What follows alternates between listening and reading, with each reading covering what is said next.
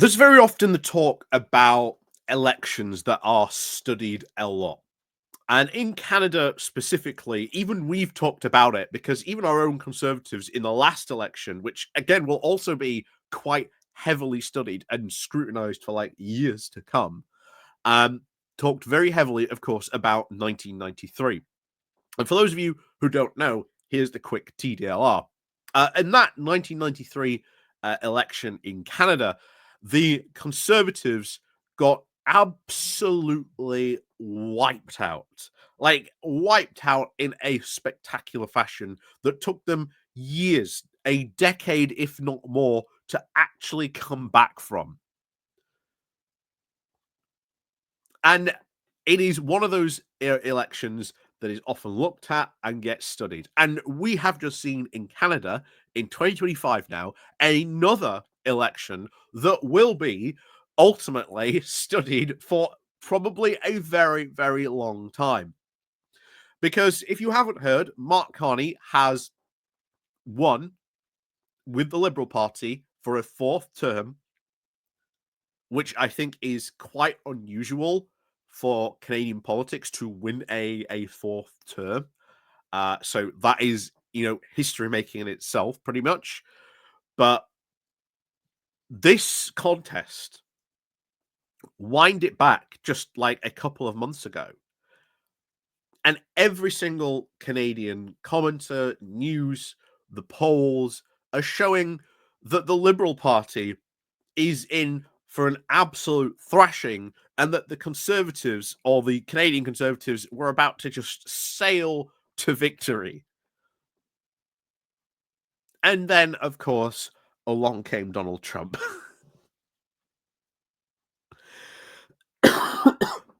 Like I say, this is one of those elections that is going to get studied.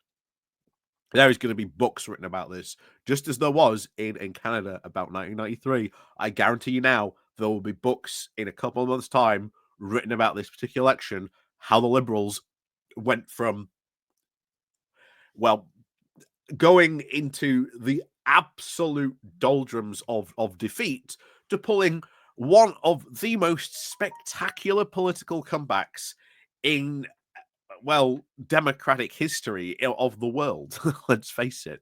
So, before we go more into this and have a look at this, let's, of course, thank you very much to everyone who does help support the channel. Like I say, down below, there's the Patreon page, there's the Buy Me Coffee link, there's the YouTube thank you button, there's also the Pony Club down below as well. And of course, tomorrow is Wednesdays for the Pony Club people and the Patreon people. You'll be getting a video tomorrow. So if you want to see those videos, you want to see all the other videos that I've sort of made for those people, like I say, join those and you'll get access to the full library that we've now got of those videos. But as always, like I say, thank you very much to everyone who does support the channel. Like I say, you can just click the like and share button, and that all helps out the channel. So let's crack on then into this, because oh boy, this is not what anyone was expecting just a couple of months ago. This is a turnaround for the books. So, Canadian elections, Mark Carney's Liberal Party wins now fourth term. So, Canada's Liberal Party has now won a fourth term in office, capping off a miraculous political resurrection and marking a landmark victory for the former central banker and political novice Mark Carney, as he now prepares to face off against Donald Trump. Mirroring, of course, a theme of the campaign, Carney used his victory speech to now claim that Trump wants to break us so that America can own us. That will never happen, with shouts now, as he said, now to shouts now from the crowd. And that was what defined this whole election. It was the whole thing of, Trump coming along and saying Canada should be the 51st state. It should become part of the US, how wonderful and great that would be.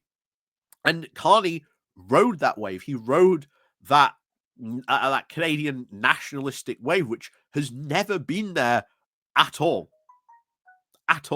for a very, very long time. But no, they succeeded. They succeeded in galvanizing that, getting out that support, and winning, and pulling one of the biggest turnarounds ever. Massively so. Carney's, of course, gave a very stark assessment of the world order, once defined by an integrated global trading system with the US at the center, saying that such a system was now over, and he pledged now to reshape Canada's relationship with other nations. He said, we are over the shock of the American betrayal, but we will never forget the lessons, he said.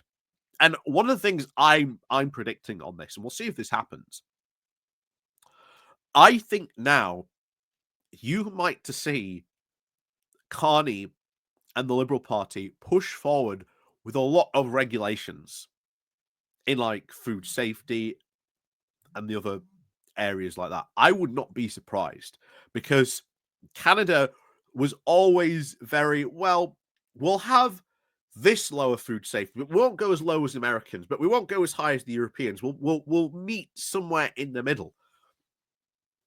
I would not be surprised if you see Canada now start to put in a lot more regulations, because why do we want to trade with America? Now that'll be very good news for Canadian consumers in the long run, getting these types of regulations in. So we'll see what happens, but it would not shock me if you started to see a reversal from going towards US style regulations to more of a European style model on a lot of these things. So Carney, of course, praised the other party leaders for their campaigns and said that he had now strengthened the country's democracy. He said, let's put an end to the division and anger of the past. We're all Canadians. My government will work for and with everyone. Early in the evening, the results from Canadians' Atlantic promises, the vote-rich Quebec and Ontario came in. Supporters from the Liberal election night party erupted in cheers as it became clear the party would win. But it was not immediately, of course, clear if the Liberals would have enough seats for a majority government. And this was always what was talked about. And we talked about this before. It's Carney's now on track to win. The question was, by how much? Does he have enough to form a majority government? Does he have to go into coalition with another party? You know, who knows? If it, of course, fell short, it would obviously need the support of another political rival to govern. After a very narrow victory in the previous federal election, the Liberals then relied on the left-wing New Democratic Party to help pass legislation. Monday's vote appeared to likely produce a very similar result, with the Liberals and the NDP now holding together with enough seats to pass legislation. For the Liberals, the win marks a remarkable recovery. The party was until recently on track for an election devastation. I love that. Electoral devastation. Was Carney's predecessor leader, Justin Trudeau, served as Prime Minister for nearly 10 years, but the twilight of his leadership marked a repeated threats now of mutiny, bitter feuding, and a fed-up electorate. Up until the end of 2024, internal discussions with the Liberal Party were very grim. Even under the most optimistic scenarios, they could only hope now for holding the Conservatives to a minority government. Outright victory was a nowhere on any of the party's radar. And it is worth reminding people of that, how before all the Trump started stuff, they were like, yeah, we are going to lose this next election. And it's just like, how can we mitigate our losses? Anyway, we were dead and buried in December. Now we are going from now to going to form a government. David Lamet, the former Liberal Party Justice Minister, told CTV late last Monday, "We've turned this around, all thanks to Mark." Trump's threats to annex the country to make it the 51st state, his now belittling of Trudeau as the governor, the threats of economic coercion have all contributed now to a very sharp feeling of anger and betrayal towards Canada's now southern neighbour. The shift in the polls was absolutely without precedent, said David Coletto, the head of the polling firm Abacus. To see now the honeymoon that then followed, and then that way, just all that support was so held. It was so unprecedented. I can't think of another jurisdiction around the world where we've seen this complete reset, and the turns around depending on two factors: just how unpopular Justin Trudeau was, and just how much the threat and game changer Donald Trump has now meant to Canada. Like I say, this election going to be studied for years on this one. For the Conservatives, of course, this defeat marks a very disappointing end to an election campaign the party had been demanding for months. Under the leadership of Pierre Poilievre, the Tories for the past 2 years seemed all but certain to form a government. I say you cannot underestimate how dramatic this turnaround has been. But within weeks of Trump's threats and now the emergence of Carney as the new leader, their 25-point poll lead evaporated. Whilst we will do our constitutional duty in holding the government to account and proposing better alternatives, we will always put Canada first and stare down the tariffs of other irresponsible threats from President Trump, Pierre Poilievre told supporters. Yeah, and just a couple of months even before that, he was doing like the most Trump-like stuff. That is why they lost so much of the stuff, because when Trump came in, he started doing all that stuff, and all the Canadians were like, whoa, that's really bad. Why is he threatening to annex us? What's all this stuff about becoming a 51st state? No one wants that in Canada. Yeah, massive turnaround. He said the Conservatives have, of course, been now leading the debate, and we will continue to put forward the best arguments to now improve the lives of people right across the country. Early on Tuesday morning, Poilievre, now trailing his own electoral district, which is held since 2004, that again, not good, to show you how bad this was. He nearly lost his seat. Have come inches, of course, from victory, and then to lose it is likely now to kick off a very somber post-mortem for the party and internal feuding now over the future of the Conservative movement. Oh boy.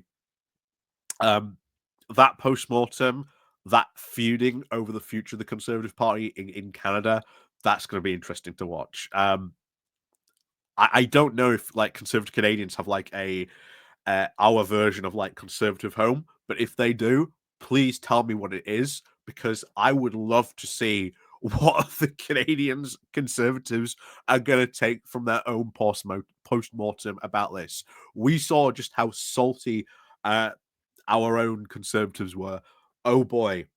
The salt they will be mining, possibly for the next couple of weeks, is going to be absolute gold. So maybe we might head to them Canadian hills to do some salt mining. Because, oh boy, the Canadian Conservatives are going to be incredibly salty. So for Carney, of course, who served as Prime Minister for just only 9 days before calling the snap election, the gambit was one in which he had hoped now to make history for the party. But also on the line was, of course, the prospect of making history for an entirely different reason. Had he lost, he would have inherited the mantle of Canada's shortest serving Prime Minister. So just the gamble on this was huge. Huge.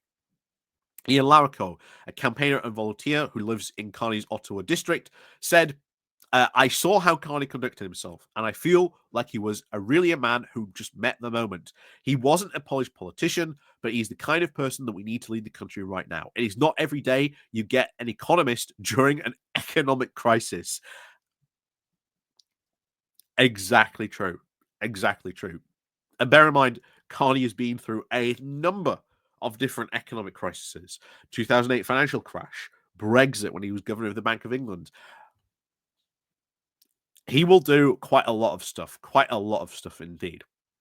But Monday's vote was also unusual in other ways too. For the first time in nearly 70 years, the two main parties were set to take more than 80% of the vote between them, reflecting the collapse now in other smaller opposition parties, including the NDP and the separatist Bloc Québécois. So, very interesting that those two small parties absolutely gone in many ways. They lost a lot of support. In a very emotive speech for supporters, Jagmeet Singh announced that he would now step down as leader from the NDP after failing to win his seat. Now, the worst ever performance, the Progressive Party failed to meet the 12-seat threshold needed to retain official party status. The second time in its history, it has been unable to do so. So, the NDP going to be going through some, soul searching here. Like, what will happen now to the NDP? Because now they are not an official party. They've gone below that 12-seat threshold. What's going to happen to them? How are they going to change? What are they going to do with their party? that will also be something interesting to see as well, because Singh was again a very impressive politician, very impressive politician. He was the one who did the confidence agreement with Justin Trudeau, and I've praised that before because it was a fantastic moment of seeing where you could get good concessions without pushing for insane things. You know, they knew where the line was and they got a lot of stuff done in that supply and confidence agreement that Singh signed. So he was a very good, politician. He knew, you know, when to go stuff, when not to go stuff. He knew when not to push stuff too far, but he also knew, right, if we get this and you show that works, why then not just take the next step? So he will have, I think, a very rich legacy within the NDP, but what happens next with them? Who knows? What happens to the Canadian Conservatives? Oh boy, they are going to probably descend into their own civil warring, post-mortem depressions. But yeah, interesting times certainly for Canada on that one. But definitely a lot of repercussions about that. Left a lot of repercussions about that. But yeah, maybe we'll talk about more of this in the future. That's if we can find some good stuff about that. But we'll see. We'll see. As always, thank you very much, of course, for watching, and of course, we'll see you all next time.